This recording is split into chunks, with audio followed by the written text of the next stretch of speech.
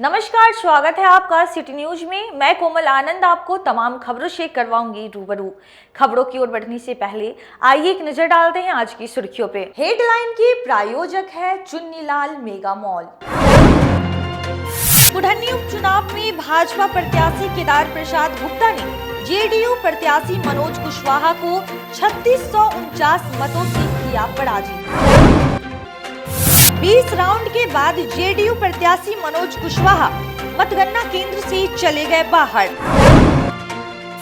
और केदार प्रसाद गुप्ता की जीत के बाद मतगणना केंद्र के बाहर भाजपा कार्यकर्ताओं ने मनाया जश्न। ये थी आज की सुर्खियां। अब खबरें विस्तार से। T20 क्रिकेट की तरह कुढ़नी उपचुनाव के मतदान में लोगों की दिल की धड़कन बढ़ती रही।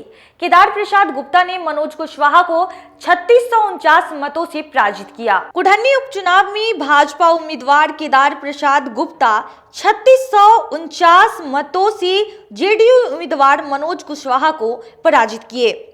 केदार प्रसाद गुप्ता को कुल 76,722 मत प्राप्त हुए, जबकि मनोज कुशवाहा को 73,073 मत प्राप्त हुए। उपचुनाव का मतदान T20 क्रिकेट की तरह था। पूरे दिन रोमांच बना रहा। 8 राउंड तक भाजपा उम्मीदवार केदार गुप्ता बढ़त बनाए हुए थे।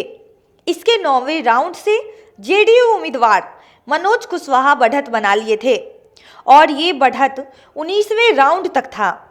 इसके बाद 20वें राउंड से फिर केदार प्रसाद गुप्ता ने बढ़त बना ली और 23वें राउंड पूरा होते ही केदार प्रसाद गुप्ता ने 3649 मतों से मनोज कुशवाहा को हरा दिया। मतगणना के दौरान समर्थकों की दिल की धड़कन बढ़ती रही।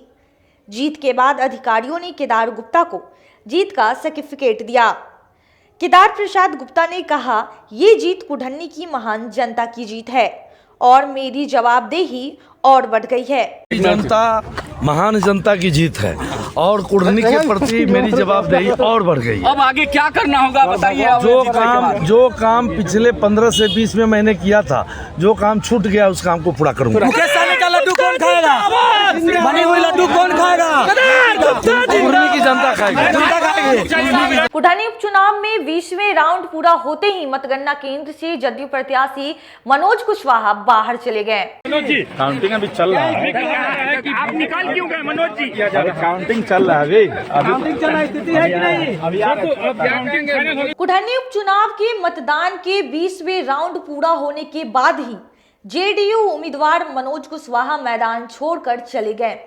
इस दौरान मनोज कुशवाहा मीडिया से बचते नजर आए और कुछ बोल नहीं रहे थे, लेकिन ये जरूर बोलते नजर आए कि अभी काउंटिंग खत्म नहीं हुई है, अभी काउंटिंग बाकी है, हम जीतेंगे। लेकिन मनोज कुशवाहा को ये आदेशा हो गया था कि जो 3 राउंड की काउंटिंग बची है वो कौन से इलाके का था। इसी वजह से अपनी हार को स्वीकारते हुए मतदान केंद्र से चले गए। हार होता है, जीत होता है। क्या हुआ है? अभी तो क्या लग रहा है मनोज कुशवाहा जी? क्या लग रहा है? क्या लग रहा है? जो है अरे जीतेंगे भाई। पेपर चले पेपर ले लेके बाहर निकल रहे पेपर के लिए जा रहे हैं। जाने काउंटिंग अभी चल रहा है। आप निकाल क्यों गए मनोज जी? अभी काउंटिंग चल रहा है। काउंटिंग चल रहा स्थिति है कि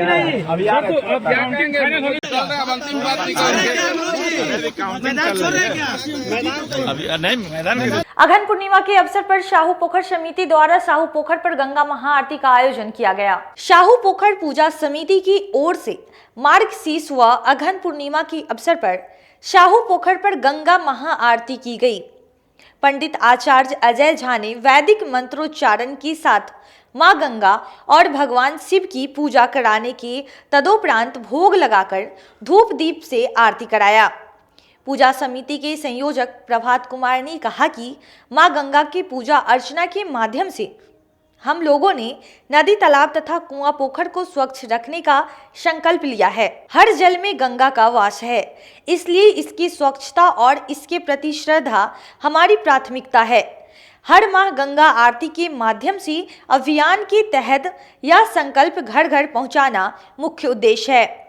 आरती के दौरान ढोल, मृदंग, डमरू और झाल के साथ जय श्री राम और हर हर महादेव के जयकारे से पूरा वातावरण गुंजायमान हो गया। हर महीने शाहू पोखर पर पूर्णिमा को लेकर गंगा आरती की जाती है। उसी को लेकर आज माघ शीष पूर्णिमा के अवसर पर साहू पोखर पर महागंगा आरती का आयोजन किया गया। साथ ही भगवान शिव की और माँ गंगा की आराधना की गई और लोगों ने यह प्रण लिया कि जिस प्रकार हम अपने घर के जल को स्वच्छ रखते हैं, उसी प्रकार नदी, पोखर, तालाब, कुएं के जल को साफ रखेंगे और जल ही जीवन है। इसके लेकर हम लोग आगे काम। भाजपा महिला मोर्चा कार्य समिति की सदस्य और गुजरात सेंट्रल जोन की चुनाव प्रभारी डॉक्टर ममता रानी ने गुजरात चुनाव की जीत पर कहा कि यह अप्रत्याशित जीत है। गुजरात एवं कुढ़नी उपचुनाव में जीत दर्ज करने के बाद भाजपा पार्टी महिला मोर्चा की कार्य समिति सदस्य गुजरात सेंट्रल जोन की प्रभारी डॉक्टर ममता रानी ने चंद्रलोक चौक स्थित कार्यालय में प्रेस वार्ता का आयोजन किया। प्रेस को संबोधित करते हुए डॉक्टर ममता रानी ने बताया कि गुजरात में भारतीय जनता पार्टी की ऐतिहासिक जीत हुई है।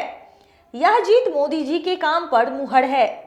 मोदी जी ने देश के लिए जो कार्य किए हैं उस पर जनता ने मुहर लगाया है। गुजरात चुनाव में जीत अब तक की सबसे बड़ी जीत है। लगातार गुजरात में भाजपा की चौथी बार सरकार बन रही है और यह सरकार अपने दम पर बन रही है। इस चुनाव में महिला मोर्चा के सदस्यों ने भी काफी मेहनत की और डोर टू डोर जाकर वोटरों को मोदी सरकार के 156 योजना के बारे में बताया और उनके कामों के बारे में बताया। गुजरात की जनता ने भाजपा के कामों पर मोहर लगाई। वहीं कुढ़नी उपचुनाव में भी जनता ने भाजपा के काम पर मोहर लगाई है और फिर से इस बार केदार प्रसाद गुप्ता को विजयी बनाया है। केदार प्रसाद की जीत से भाजपा कार्यकर्ताओं में काफी उत्साह है और सभी लोगों ने जो मेहनत किया है उसका फल है। वही भाजपा पार्टी कुढ़नी की जनता का आभारी है। जो गुजरात की जो यह जीत है, यह प्रचंड जीत ही नहीं है, यह इतिहास रचा गया है। लगातार एक पार्टी 15 सालों से है सरकार में और कहीं कोई इनकम्बेंसी, एंटी इनकम्बेंसी फैक्टर नहीं है। और 1985 में कांग्रेस को जब सहानुभूति लहर में जीत हुई थी तो 149 सीट का रिकॉर्ड है। 157 सीट 2/3 बहुमत से भी ज़्यादा। यह गुजरात की जनता का मोहर है मोदी जी के कामकाज पर। और चूंकि गुजरात चुनाव का एक हिस्सा मैं भी थी, इसलिए मेरी प्रसन्नता बहुत ज़्यादा है। और मैं कहना चाहूँगी कि मुझे दाहोद जिला का एक आदिवासी बहुल जिला है, वहाँ का प्रभार मिला था 6 विधानसभा सीट, जिसमें 3 गैर भाजपाई और 3 भाजपाई सीट थे। अभी 6 के 6 सीट पर भाजपा काबिज हुई है। गड़बड़ा सीट पर कांग्रेस का आधिपत्य जमाने से था, वहाँ भी हम उनको हराकर वह सीट लेने में सफल रहे हैं। तो यह एक जिला की बात मैंने की जहाँ मैं प्रभारी बना करके महिला मोर्चा की तरफ से भेजी गई थी। और राष्ट्रीय महिला मोर्चा ने यह प्रयोग किया है इस बार के राज्य चुनावों में, उत्तर प्रदेश में किया था कि महिला बहनें गई थी और महिलाओं के वोट को उन्होंने सुनिश्चित किया था। इस बार गुजरात में हमारी महिला टीम गई थी अलग अलग जिलों में और महिलाओं से हम लोगों ने सीधा संवाद किया और जो 156 योजनाएं उनके बारे में बात की और उसका यह स्पष्ट जनादेश उन लोगों ने दे करके और बीजेपी के कामकाज पर, मोदी सरकार के कामकाज पर अपना भरोसा जताया है। यह गुजरात की प्रचंड जीत मैं महिला मोर्चा को, मोदी जी को समर्पित करते हुए सभी को बधाई देती हूँ। खुशी की बात यह भी है कि हम कुढ़नी में चेंबर ऑफ कॉमर्स के सभागार में बिजली विभाग द्वारा स्मार्ट मीटर से संबंधित कैंप लगाया गया। North Bihar power distribution company limited की तरफ से गुरुवार को चेंबर ऑफ कॉमर्स की सभागार में स्मार्ट मीटर से संबंधित कैंप लगाया गया। इसमें बिजली विभाग के अधिकारियों ने ग्राहकों को स्मार्ट मीटर के फायदे के बारे में बताए। वह इस अवसर पर ग्राहकों से स्मार्ट मीटर लगाने की अपील की। बिजली विभाग के अधिकारियों ने ग्राहकों को बताया कि स्मार्ट मीटर लगाने से बिजली की बचत के साथ साथ उनके राशि की भी बचत होती है। स्मार्ट मीटर के प्रति जो अफवाह फैली हुई है उस पर ध्यान नहीं दे और बिजली विभाग के अधिकारियों का सहयोग करे और स्मार्ट मीटर अविलंब लगाएं। इससे ग्राहकों को बहुत सारी फायदा है। अब वक्त हो चला एक छोटे से ब्रेक का, जल्दी लौटेंगे, कहीं मत जाइएगा, देखते रहिए सिटी न्यूज मुजफ्फरपुर।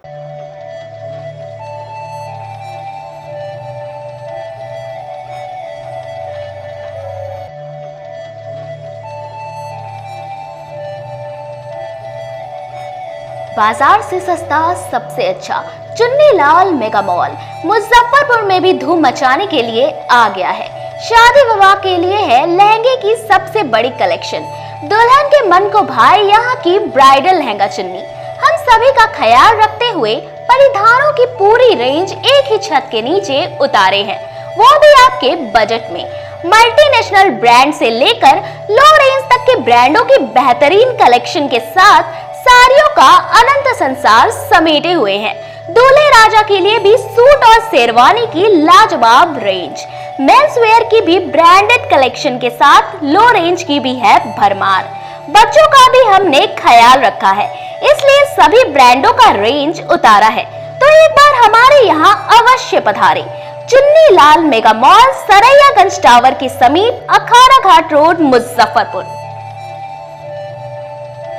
बच्चों का हमारे यहाँ आपको 250 रुपये से स्टार्टिंग होगा। कुर्ती अगर सेट में लीजिएगा तो 500 रुपये से स्टार्टिंग हो जाएगा। प्लाजो सेट हाईएस्ट आप चले जाइए 3000, 4000, 10,000 तक भी मिलेगा आपको बनारसी से।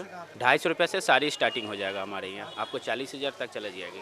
क्रिसमस और न्यू ईयर को लेकर शहरवासियों के लिए तिलक मैदान में एक्सक्लूसिव झूलों के साथ डिज्नीलैंड मेला का आयोजन किया गया। इस वर्ष इस मेले में एक से बढ़कर एक झूलों की रेंज उतारी गई है, वो भी कम कीमतों पर। ब्रेक डांस, चांद तारा, टोरा टोरा, वाटर बोटिंग, ड्रैगन ट्रेन और बच्चों के लिए छोटे झूलों की सभी रेंज उतारी गई है। इसके अलावा लुधियाना, राजस्थान, कश्मीर के परिधानों के अलावे हैंड क्राफ्टिंग के स्टॉल लगाए गए हैं, वो भी सस्ती दरों पर। एक बार हमारे यहाँ अवश्य पधारे तिलक मैदान डिज्नीलैंड मेले में। जिले की शान बन चुकी बाबा लहठी अब लोगों की जरूरत बन चुकी है। अत्याधुनिक रेंज और भरोसे को समेटे हुए लोगों के लिए नई नई डिजाइनर लहठी उतारते रहते हैं। ऐश्वर्या राय बच्चन, सचिन तेंदुलकर की पत्नी से लेकर न जाने कितने सारे नामी हस्तियां इस लहठी के दीवाने हो चुके हैं।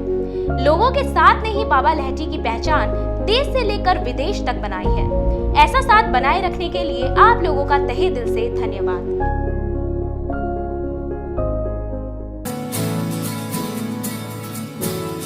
कहते हैं कि मंजिल उन्हीं को मिलती है जिनके सपनों में जान होती है। पंखों से कुछ नहीं होता, हौसलों से उड़ान होती है। तो अगर आप में भी है जज्बा कुछ कर दिखाने का, अगर आपके अंदर भी है एक जीनियस, अगर आप भी छूना चाहते हैं आसमान की ऊंचाइयों को, क्रैक करना चाहते हैं IIT JEE, AIIMS, NEET, NTSC, KVPY या फिर ओलंपियाड, तो आपके हौसलों को उड़ान देने के लिए है जीनियस क्लासेस। जी हाँ, सही सुना आपने, genius classes for IIT JEE, AIIMS, NEET, NTSC, KVPY, olympiad for 8th, 9th, 10th, 11th, 12th and target. अपने बेहतरीन सक्सेस रिकॉर्ड के साथ सफलता की नई ऊंचाइयां गढ़ रहा है जीनियस क्लासेस। तो my dear students, 8th, 9th, 10th, 11th, 12th and target के लिए नए बैचेस शुरू होने वाले हैं जीनियस क्लासेस में, जहां है separate hostel for boys and girls. जल्दी से पता नोट करें, genius classes, study centre, Pankaj market, Saraiyaganj, Muzaffarpur. अधिक जानकारी के लिए कॉल करें 7635091378 या फिर 7635091387 या फिर आप कॉल कर सकते हैं 7635091396 या 9006911690 पर या फिर 9128482268। Genius Classes. For more information, visit our website www.geniusclasses.in or email us on info@geniusclasses.in. Registrations are open and new batches are starting soon. Rush to Genius Classes, Study Center, Pankaj Market, Saraiyaganj, Muzaffarpur. अपने सपनों के आशिया को दे एक नई पहचान माँ Bhavani decor private limited के साथ, जो है authorised distributor of Kajaria.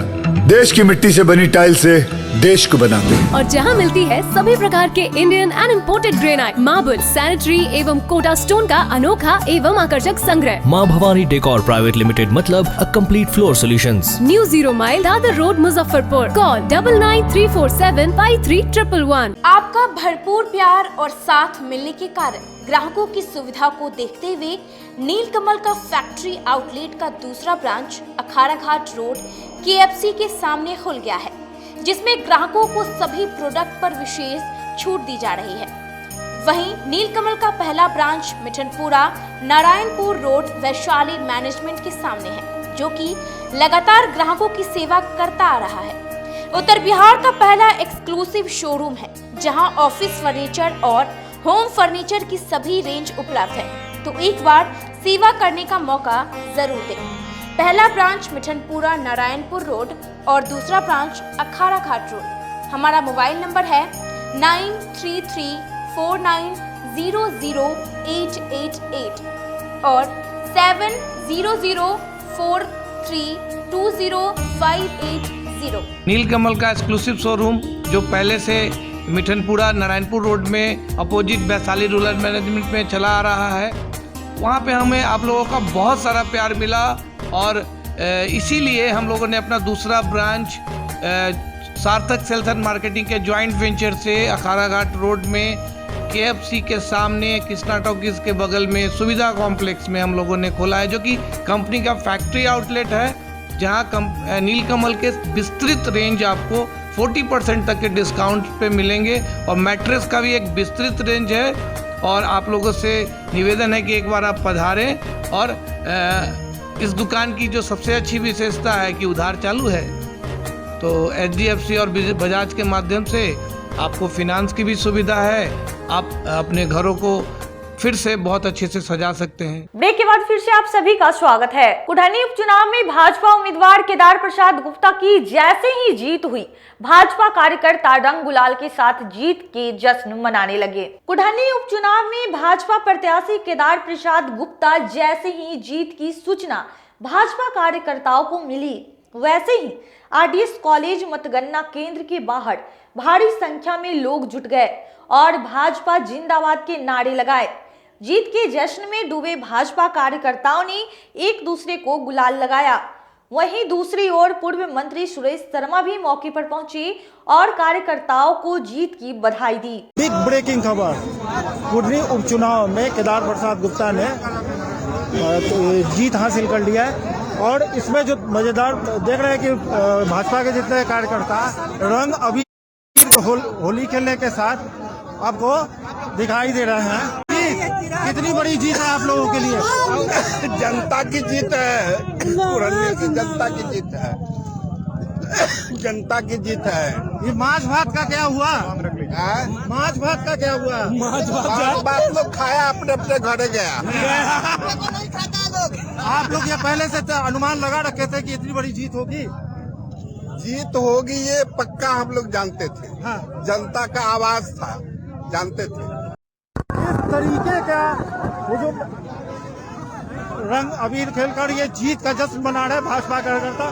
Suresh Sharma जो कि भाजपा के कद्दावर नेता है, उन्होंने भी अपना पूरा ताकत झोंक रखी थी उपचुनाव को लेकर और कितनी खुशी है इनमें।